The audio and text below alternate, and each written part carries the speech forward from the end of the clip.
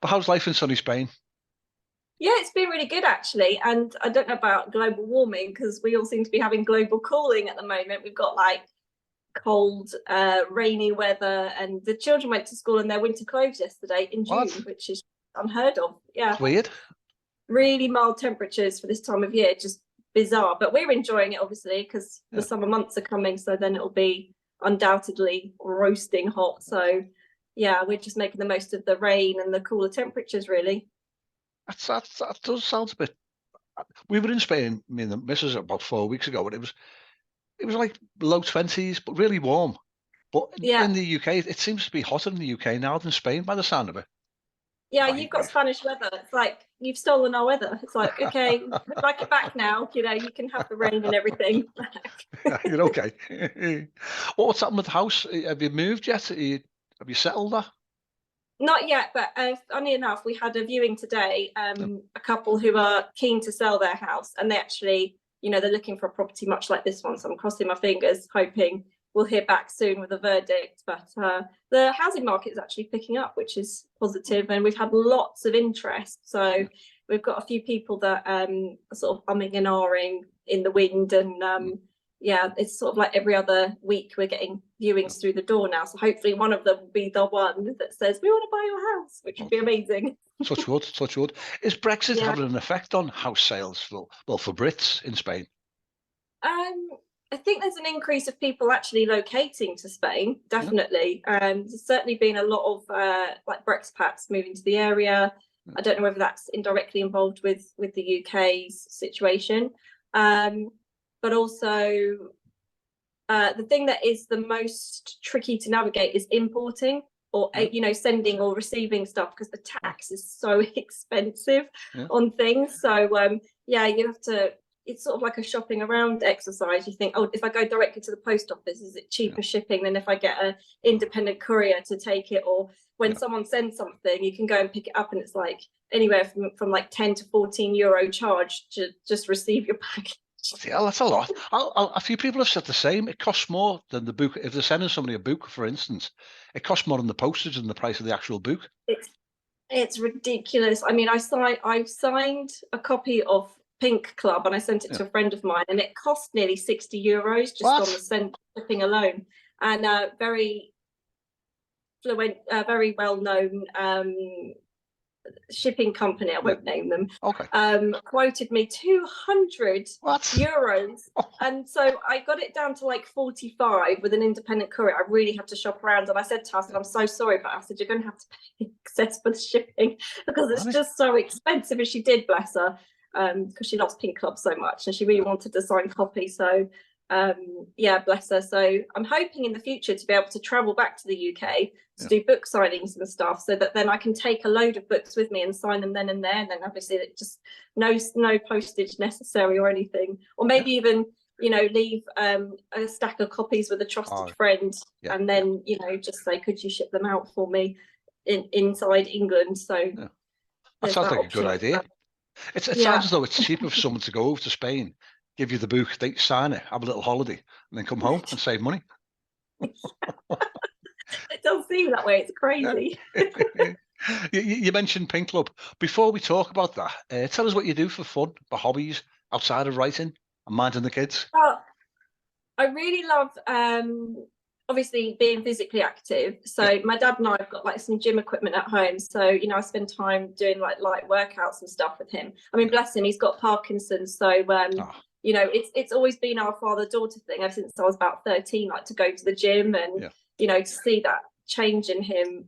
It's really heartbreaking, but kudos to him. He still gets up and he's still really active, and touch with his medication's really good, and Mm. it really helps with the symptoms. And he has good days and not so good days, and it's been an adaptation for all the family. Like Yeah. we've just kind of got used to Parkinson's and getting all of us getting to grips with it on some level or another. But it's really bizarre to think of my dad as like the active, outgoing Yeah. person that he was, and then to see him struggling with like sort of everyday things and Yeah. stress as well. Like anything that stresses him sets off his tremors and things. Yeah. And I'm sure people like Michael J. Fox, you know, he can relate to that. Oh, yeah. Bless him, with all of his trail. I think he's amazing. You know, I see him do his interviews and stuff, and he really does lead the way, I think, on a confidence footing that, you know, it's fine to do everyday things as you normally would with Parkinson's, and you just navigate yourself around what you're confronted with day to day. Unfortunately, which is a blessing, because they've tested my dad. I didn't even realize there were different types of Parkinson's, but my dad's got the Parkinson's that's like Michael J. Fox's. It doesn't come with dementia. It's got all the physical attributes, but he's still himself, obviously. So, you know, I've still got my dad. So that's all I really care about. Well, that's a blessing. No, I didn't. I thought it was just one level, Parkinson's disease. That was it. I didn't realise. No, apparently, I think there are two main ones from what I've learned so far, and it's such a lottery on, you know, what you get with it, and there are different varying strengths to it as well. And but the research is amazing, that what they can do now.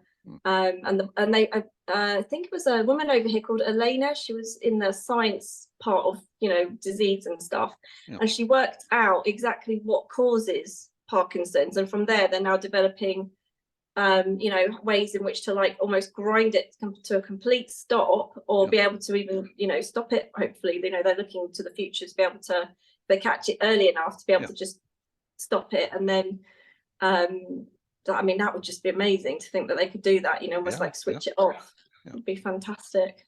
Yeah, that would be superb news, that. But changing the subject, last time we chatted, you just released the 3rd edition of Darla's Adventures in the Pink Club novels. And now you're on the 4th, United in Pink. Here.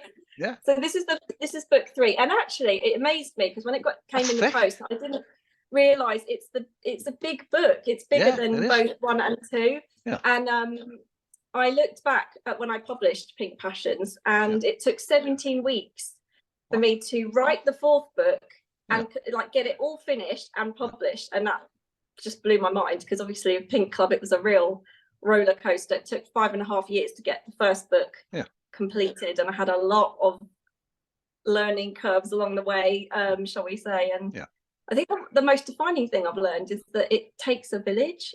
You know, you can go solo so long, but then, you know, you need other people, you know, like a cover designer for the cover, editor, if you're lucky enough to be able to find one that's good and you can afford it, proofreader, beta readers. So your beta readers are your trusted readers that will read it before it goes to print, and they give you feedback and everything on it, and make sure that the story runs properly. And you know, I'm really lucky. The team of people I've got around me now, they're worth their weight in gold, because they are really skilled in all the areas that I need their expertise on, you know, like my beta reader, proofreader, book cover designer, my formatting lady, Renee, who does everything. Once my manuscript's finished, so it's in its raw entirety, she just beautifies it. So what you see on the paper, like how it sits on the page and how the chapters are laid out, that's all her.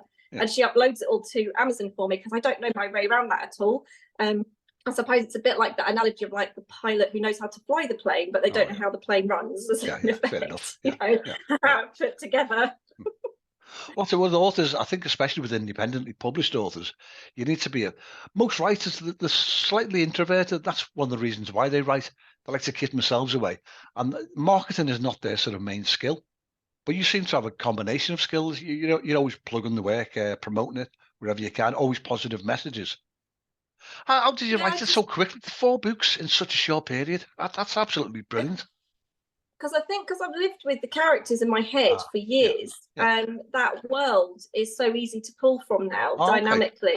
You know, I've just finished as well, and I'm editing it myself, the first spin-off book from Pink Club Universe, which the readers will love. If they love the characters in the main 4 books, they're going to really love this next story. It's a bit of a tearjerker, but it's a really feel-good story, and I'm having such a lovely time going back over it and editing it, because the character this book focuses on is just like, it just has a really special place in my mind and my heart, because I see the characters, you know, working with them to put the story together. I think the readers will really love the series that's coming off the back of Pink Club, which will be a 7-book there'll be 7 books, but they're standalone novels in the series because it focuses on another character, so they have their own story from that universe. And I've got lots of subjects that I'm having to do lots of research in. So there's Black Lives Matter, there's one of the books will focus quite heavily on LGBTQ, which is completely alien to me in the context of like I'm a heterosexual straight woman, you know, and I have obviously got friends who have same-sex relationships. I'm very welcoming of everybody just, you know, being themselves and all of that jazz. I don't have any judgments on it. And so I'm actually looking forward to getting to know these characters more because it's the diversity and the flexibility of the storylines. There will be disability as well that features in one of the books, and how when tragedy strikes, someone can still adapt and chase the dream and become a professional in a capacity that is different to how they probably imagined it pre-tragedy occurring.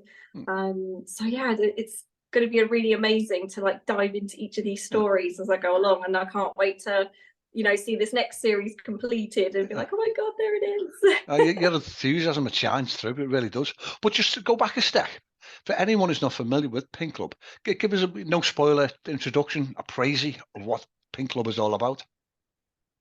So Pink Club follows Darla, who is a young woman living in London with her mum, and her mum struggles with mental health issues, which is why Darla is kind of like a mother to her mother. The dynamic there, you know, she's more the parent than her mother per se. And she, growing up, she always wanted to be a professional dancer, and in her youth, her grandparents were able to afford to, you know, send her to a really lovely like ballet school with, you know, top skills and everything. But then something happened to her grandparents, and unfortunately that ended. But also she was promised like for her dream to be realized, if you like, and the greed of the dance teacher, she snatched it away from Darla. So, you know, she just was crushed at the age of 18 and believing like, that's it, my dreams are over. She kind of found her feet through other avenues of dance, so like street dance. She does a bit of podium dancing. She's working 2 jobs, you know, to try and make ends meet. So she's parent to her mother. She's trying to make ends meet. Now, this is her life. Her life is just like mundane. And then she gets this really amazing exotic opportunity, and she's kind of strong-armed into this situation by a fellow dance teaching friend.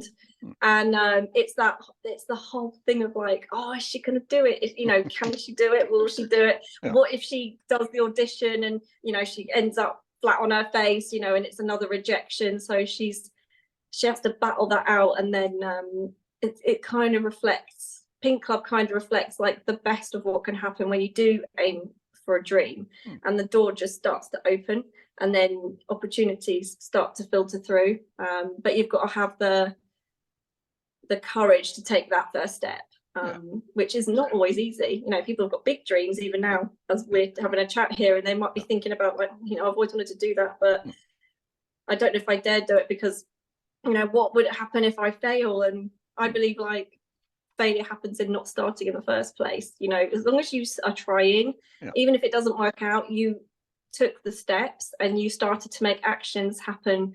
And I don't believe there's any failure in that. I think if we just sit on the sidelines and we stay in our comfort zones, then you know, we run the risk of missing out on, you know, potential for like an amazing life and having our dreams realized, which I think is really sad. So I hope Pink Club inspires people to, you know, pick up the ball running and being like, oh, I could do it, I can do it. That sounds like an inspirational story. The series complete now. You're 4 in that series, and now you say you're working on the spin-off series with minor characters. Is Darla involved? Yeah, she does make an appearance, actually. She makes an appearance in this first book. But the lovely thing is you don't have to have read Pink Club to read this series. You can read them which way round. Or standalone, And I did that deliberately for the readers, you know, just in case they come across this 7-book series, and they've picked up the first book, and then they realise, oh, there's another series before this. No. It won't detract from the enjoyment or the knowledge of, the characters and how they'll grow on the reader, hopefully. So yeah, it's exciting. I love it. I really love the fact that I've got a really good technique and method of writing now, and I think as well I've got trustworthy people around me, so I know that when my manuscript's finished, I can just focus on the writing, because my proofreader, for example, she will go through it and she'll say whether there's storyline bits that clash and maybe I need to go back and correct them. And also the editing, like editing myself at the moment, it allows me to go back and refresh bits of the story and fall back in love with it again. And it's just really lovely, and I'm really doing something that I love, so it's amazing that I get to wake up most mornings and I'm just like, I get to, once the children are off to school, I get to sit down, I get to write at my desk. It's like having a home office. I'm like, oh my god, I'm actually doing what I love, and it's just the best feeling. It really, really is. I love it. Not many people can say that. Do you have a daily word count target, or do you just sort of think, right, that's me for the day, I'm done? Or do you set yourself at 1,000? Well, my maximum that I did in a day was 10,000 words. Wow, and I did that in one day, and that just was exhausting. But then I thought, okay, if I can scale it back and aim for between 4,000 to 5,000 words a day, I can chunk that book down and get that book finished really quickly. Improving, I think, because you learn what your bad habits are, because your beta readers will always reflect back to you, like you're using you're overusing I too much, or the word now. My proofreaders forever like rapping my knuckles. She's like, you put like now 1,000,000 times in this paragraph. Writing or ticks. Things that I'll be saying. And so then you do kind of refine your skills. So then when you're writing, I've found that you automatically then, once you've written a sentence, if you're doing things that like putting too many of the I's or the nows in, you read it and immediately you're like, oh no, adapt. So it's like adapting and adjusting as you go. So then it just flows a lot faster, and then that speeds up the process a lot quicker as well. Did you read your work aloud as well to see how it sounds for the rhythm, or is it just all in your head and writing? On Word, actually, they've got a read aloud option. It's a little bit robotic, but if you just sit back and you've got headphones on, you can just listen, and then you can pick up when there's a bit like, oh, hang on a minute, no, that sounds a bit dodgy. Let's change that around. So that was a godsend, finding that, and I found that by mistake. I was sort of playing around with Word, and then I found this option that said read aloud, and I was like, that cannot be what I think it is. And then I was pressed it, and then it was starting to read my words. I was like, I could have probably done with this about 5 years ago, but can you change the voice? I've never tried it. I'm going to try it straight after this. Can you change the voice? Is there an option on there, like like with the car, the auto sat nav, you can have a male or female voice? I think there's an option on smart devices that you can adjust the voice. On Word directly, I haven't discovered how to do that, but I think if you go into your settings on like your phone or your tablet or whatever, and you go to I think it's almost like accessibility. I think people are hard of hearing, or maybe it's for people who are blind and they need to have things audibly put out to them. You can switch on a setting that enables you to hear everything, and it doesn't just work for Word, it works pretty much anything once it's turned on. And you can change the voice in that, which is pretty cool. So technology now is amazing. It's amazing what you can do. As I say, I'm for sure, as soon as we finished, I'm trying it. You mentioned earlier you published independently. Are you still open? If a traditional publisher got in touch with you, would you snap the hand off, or are you happy staying independent? Well, if it was a fair deal, and as long as it's fair, then I'm open to discussion with anyone. I would love to see a publishing house take on Pink Club, because then it means obviously that I'd get extra help with like a team of people for like editing and promoting and cover design and stuff. You lose a bit of control over some of the things, but for a writer it can be amazing, because obviously it brings up your profile and it gets your books into bookshops as well, because obviously being self-published is a little bit tricky. But yeah, it's the marketing, like you said. It could be a bit tricky to navigate on, having to put your book out and everything. But then slowly, you start to get readers, and then they start to refer and recommend. More people you find pick up the ball running, hopefully, and they read it and enjoy it. And I've had a couple of people ask me for copies of the next two books, so Pink Passions and United in Pink, because they said they read Pink Club and Dreams in Pink, both books, until like the early hours of the morning, because they couldn't put them down. I was just like, that blew me away, because I thought, I went into this thinking, if one person reads Pink Club and they like it, I'll be like, okay, job done. Somebody liked it, that's good. The audience is going to expand as well, isn't it? I like nothing better than finding an author who's got a series of books with the same characters. It's like putting your old comfortable slippers on. You're familiar and you're cozy with them. Yeah, for example, I love J.D. Robb's In Death series. So my friend got me into this series. I'm on to book 4. I'm nearly finished with that, and I'm nearly on to book 5. She's written something like 69 books in this series, and it goes back to the 90s. So she was writing in the 90s. They 69? Are so addictive. That many? Yeah. And they are so good. And they, like you said, they follow the same league of characters, like each time. They really grow on you, and it just like I'm hooked now. Like that's it's the second mortgage job for me, because I love these books. Like I'm going to probably read all of the series, which is just amazing. I mean, 69 books in a series. I'm like, wow. That's something, that really, isn't it? I was going to ask you that the next question, actually, the genre of fiction that you enjoy. We know that you're a pal of the best-selling American writer Delta James. Do you enjoy that type of novel, sort of the romance, bit of eroticism?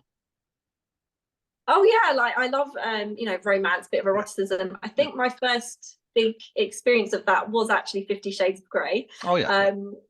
And I think you take most of it, well I do, like all the bedroom scenes, it can get a bit like, oh, I think I'm intruding here, we'll just fast forward, like let them get on with it and get back to the story, because the stories can be amazing. And I'm just like, they'll do hopefully too much sex there, so I'll just I feel like I really do. You're sort of like, okay, that's the private part of the relationship. So back to the story. Feel myself blushing as I'm going along. I hope no one ever gets hold of my Kindle. I think that's all I need to say on that. Okay. I love to read like a wide range of books, like paranormal fiction, like Harry Potter. I read when I was 15, absolutely loved it. The Twilight books, 50 Shades of Grey, the stereotypical things that seem to follow a cult following, I tend to really love. Yeah, and I love thrillers as well. Stephen King, oh my god, yes, I read his books with the light on, obviously, because they can be very terrifying in places. But it's the sort of books that you keep you reading to the end, because you're like, I can't not put this down now. I need to get to the end, otherwise I'm not going to sleep.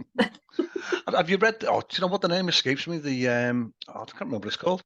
The one when he's got the vampires knocking on the bedroom window, the kids. It's named after a place. What's it called? What I is should it know called? it. I can see it in my head as well. Something like named after Salem's Lot. That's it, Salem's Lot.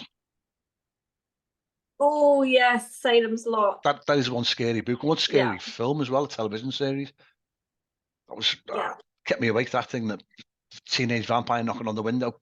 Not what you want late at night.